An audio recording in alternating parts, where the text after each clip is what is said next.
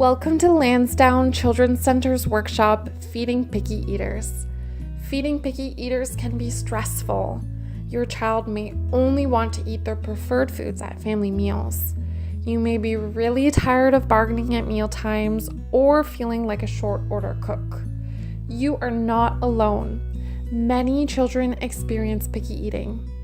This presentation is intended to help you better understand picky eating and to support your child to become a curious food learner. The objectives of this presentation are to learn about your child's reactions to new foods and why they occur, your role and your child's role in feeding, which can have a big effect on how a child responds to food, and mealtime strategies that will help encourage your child to explore new foods. The aim overall is to create a positive feeding experience that will encourage your child to become curious about food. Imagine you are visiting friends for a dinner party and you are all seated around the table. The food is presented family style, meaning that the items are in dishes placed in the center of the table with the opportunity for each person to select their own food. You can decide what you want to put on your plate and how much. Your friend tells you that the following foods have been prepared: brown tomatoes, kale chips, dragon fruit, and an aloe vera drink with pulp. I want you to think about which foods would you have chosen to put on your plate? What were some of your reactions to these items? Did you avoid any of them? And if so, why? You may have had a reaction to some of these items because of how they look or how you imagine they feel, smell, or taste. We use these senses to guide our perception of foods. For example, you may have had a reaction to the tomato or the kale chips because of their color. Some people have said that they associate the brown color with the food that's gone bad and avoided eating that food. Maybe you avoided the tomato or the aloe vera drink with pulp because of their texture. You may have been reluctant to choose any of these items because you have had limited or no exposure to them and were really not sure what to expect. These items were chosen to give you a new food learner experience. Your reactions and experiences with new foods are similar to your child's reactions when learning about new food. Some of these faces may be very familiar during meal times at home, but what do you think these faces mean? Some caregivers have said that these faces are saying, "Yuck, I don't like it. I don't want it." These faces do not mean "I hate it," but rather they mean, "I don't know what this is. I'm not sure about this. This is different." A no response can be common, but does not mean your child will not be willing to try the food at some point. Sometimes children show these reactions before they've even tried a food. Other times you may see a sour expression after first trying it and assume they don't like it, but children may sometimes surprise you and keep eating the food, or even try it again later despite this. Repeated exposure to new food is important to help your child learn about foods, even if the initial reaction seemed like a negative one. Other reactions you might see at home may include spitting foods out, avoiding certain foods, playing with food, such as moving it around on their plate or pushing it to the side, throwing food onto the floor, getting up from the table or not even sitting at the table, gagging, coughing, vomiting. In fact, your child may even gag or vomit just from seeing a food. Caregivers can view these reactions as behavioral, which can sometimes make mealtimes really frustrating or stressful. In most cases, these reactions are not behavioral, and so it's really important to look at the underlying reasons in order to better understand your child's eating. Possible reasons include medical issues. If a child is not feeling well for a medical reason, they may be less likely to eat. Some examples are difficulty with reflux or heartburn, digestive issues such as constipation, and dental issues. Some children with enlarged tonsils and adenoids may have trouble breathing while chewing, making them more likely to avoid certain foods. Sensory issues. Everyone processes sensory information, such as how something smells, feels, or tastes in different ways. For some children who are more sensitive to taste, textures, or smells, this can impact their willingness to eat or even interact with some foods based on these senses. For example, it may lead to spitting out or gagging if they have trouble handling a smell or texture. Motor. When children do not have the oral motor skills to move and chew certain foods, they can gag, spit out, or completely avoid a food or texture. Impulse control issues can lead to overstuffing and gagging or throwing a food as soon as it is presented. A past negative experience may include gagging or choking on a food or feeling sick at a time they were eating a food. Your child may not even remember this happened, but their brain associates this past negative experience with the food and avoids it. Here are some other reasons for these reactions. Picky eating can often be a normal developmental phase. Your child's phase of development will often determine how they respond to foods. At 2 years old, children become more cautious and aware of their environment. They are entering the I do phase. They want to be in control of many things, including food. They try to make choices about things in their environment without having the knowledge to make good choices for nutrition and growth.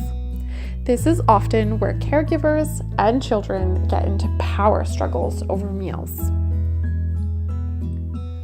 Some things that we react negatively to, such as heights, spiders, or snakes for some people, cause our brains to react on a primitive level to tell us to be afraid.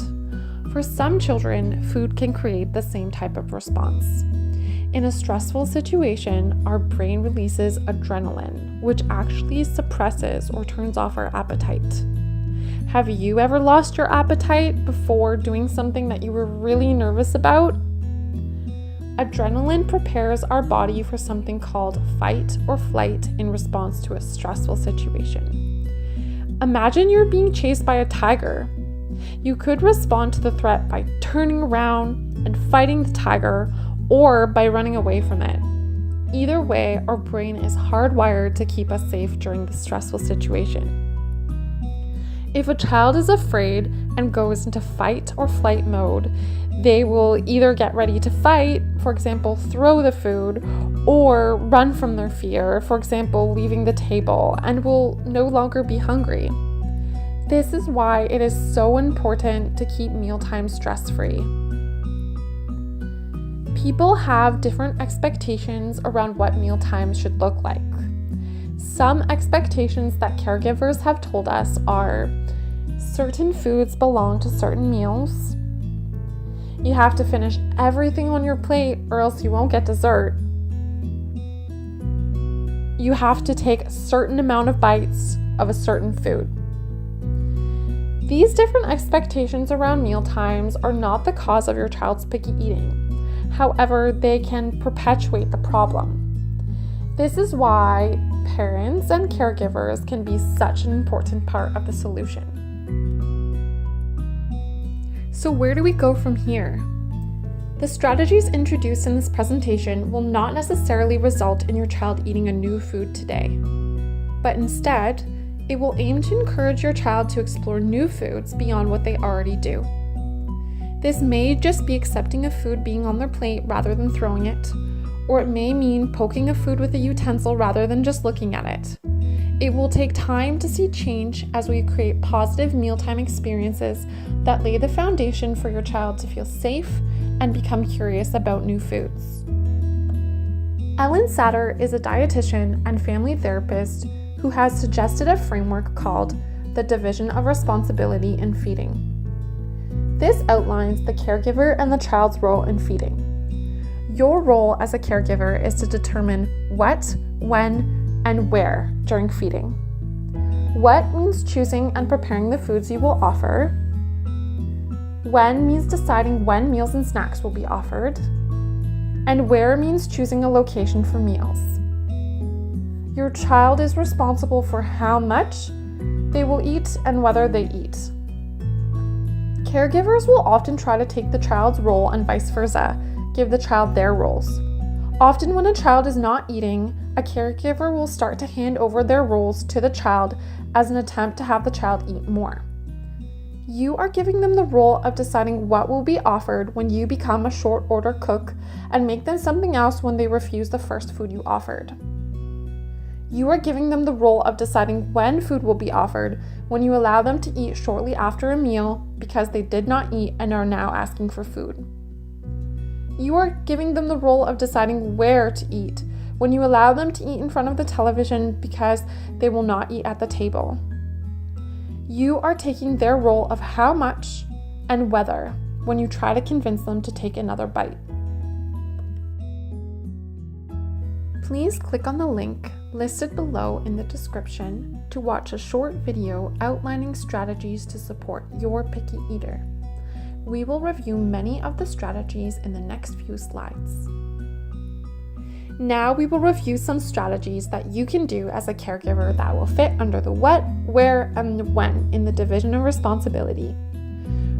Furniture needs to fit properly so the child can see and participate in their meal comfortably for up to 20 minutes.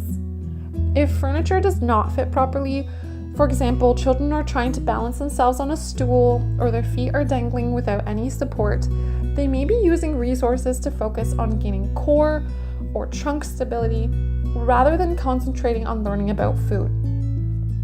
It's also important to provide child-sized utensils and dishes to help maximize the child's environment and support their participation during meals.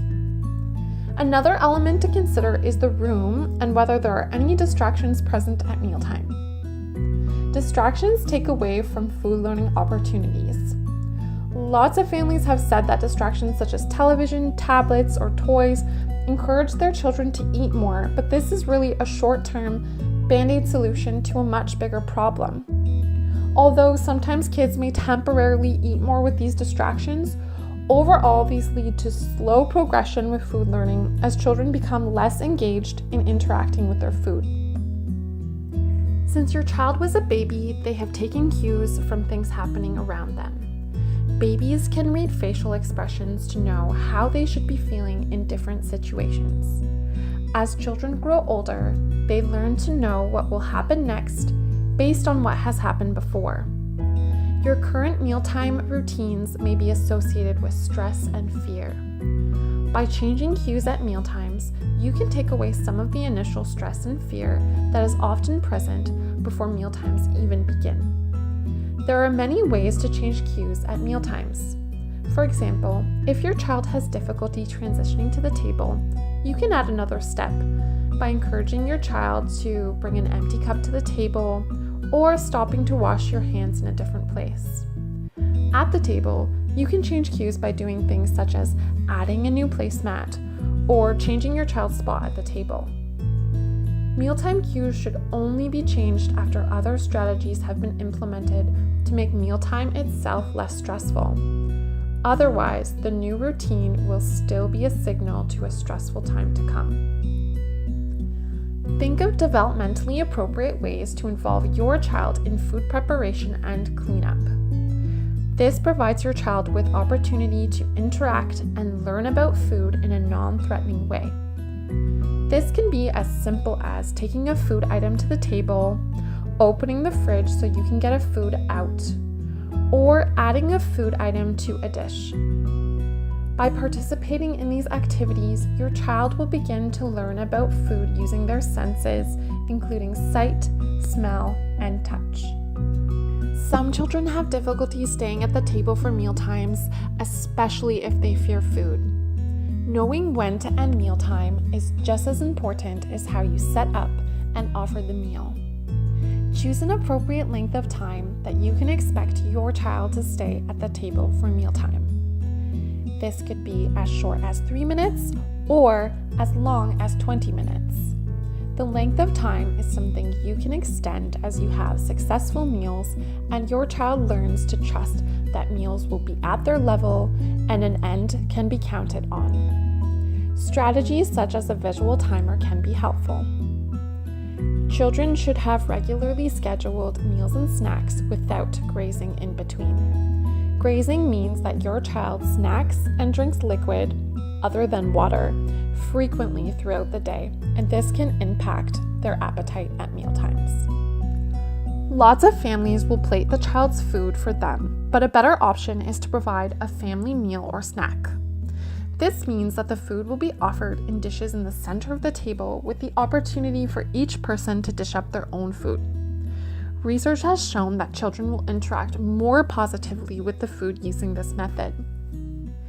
Family style means that your child will interact with the food outside of their personal space and provides the opportunity for your child to learn about a food with their senses.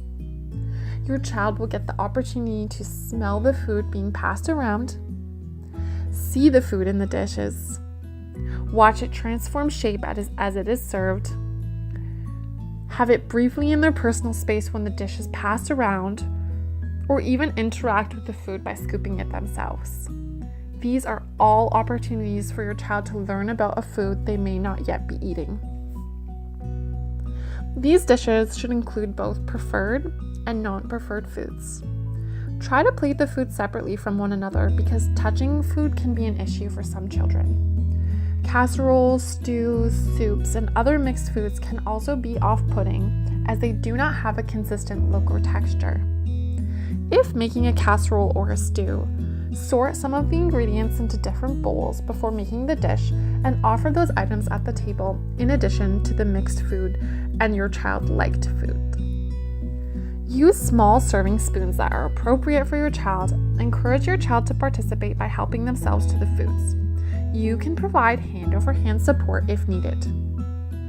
Offer positive praise for any amount of interaction. You may say something like, "Great job scooping the potatoes," or "Great work putting those beans on your plate." The more time your child interacts with foods in a safe and positive way, the more likely they will be to interact with it in other ways the next time. If your child takes something they do not like, praise them for taking it, but do not make them eat it. Picky eaters do not need to finish everything on their plate. In order to get to a place where we can successfully introduce new foods, we need to create a positive relationship with food. To make your child's mealtimes safe and comfortable, you should always offer liked foods at every meal and snack, in addition to foods they are still learning about. Your child will be more likely to come and stay at the table if liked foods are offered. Know what is a fair challenge and introduce new foods at a pace that is comfortable for your child. Know what your child is doing with a particular food and model an interaction with that food that is a little bit more than what they are already doing. For example, if your child will tolerate the food in the middle of the table, then model having that food either on your plate or on a learning plate just above your child's plate. If your child is touching a food with one fingertip, then you can model touching the food with several fingers or a whole palm. Some children prefer to eat the same food prepared the same way at every meal or snack. This is known as a food jag. The main problem with a food jag is that children will eventually get bored or burn out on these preferred foods. It can be really difficult to get these foods back. Try alternating favorite foods instead of offering them at every meal. Change something about the food every time you serve it, such as the shape, color, taste, texture, or temperature. A preferred food that looks different, for example, pizza cut into triangles and pizza cut into squares, are considered two different foods to a child because of how they look. Think about how much milk and juice your child is drinking throughout the day. Children may ask for milk or juice as a way of satisfying their appetite, leading them to eat less. Canada's food guide recommends 2 cups, or 500 ml, of milk per day and no more than 3 cups, or 750 ml. Juice and other sweetened beverages are high in sugar and can also make your child feel full. They may also cause damage to your child's teeth. Children should be offered water throughout the day to keep hydrated. It is important for your child to eat with at least one other person during meal times. Since your child was an infant, they have always eaten with another person. Early on, they were fed by bottle or breast and then transitioned to purees with you present. Your child is often taking cues from you about whether this is a safe experience. If you react negatively to something, your child is likely going to pick up on these cues, which may also cause them to react negatively to this experience. A key element to help move children forward with food learning is imitation. You can model positive interactions with foods during meal times to encourage your child to imitate interactions with foods they are still learning about. For example, you can show your child how to use a utensil to serve food, how to pick up, break, lick, chew, and swallow a food. It is important to know where your child is on the steps to eating and model just one step above this in order to model a fair challenge. Be aware of how fast you eat. If you bite, chew, or swallow too quickly, your child will miss important information. To create an interest in imitation, it's also important to imitate your child's interactions with foods as well. In order to do this, you will need to eat some of the same foods as your child. Eating these preferred foods can promote a positive, trusting environment for you to build on your child's imitation skills before introducing new foods. Incorporate your child's interest into imaginary play with food to help them learn about food in a way that's fun and stress-free. If your child likes vehicles, you can pretend a carrot is a car or a cucumber slices a steering wheel. This helps to remove the pressure your child may feel about having to eat a food for which they're not ready to eat, and instead focuses on moving your child a bit closer to eating. It is okay to set limits on what play is acceptable. You don't have to accept food being thrown at a wall. These limits may look different for each parent. The language you use around mealtimes can help to support your child's food learning and their participation in meals. You can use positive phrases during meals. For example, you could say, "Food stays on the table," instead of saying, "Don't throw your food," to highlight the positive behavior you would like to reinforce. Using "you can" phrases instead of "can you" encourages your child to try something instead of asking them. A yes/no question often leads to an automatic no. Instead of asking your child, "Do you want some?" you could instead say, "Do you want a little or a lot?" When your child uses negative words like gross to talk about food, do not argue with them, but instead acknowledge their worry and present neutral information about the food. You could say something like, "You are not sure about this food. This is a new food you are learning about. It has a big smell."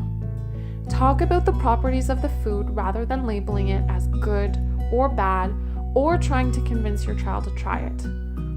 For example, this food is sticky, squishy, crunchy, wet, or dry.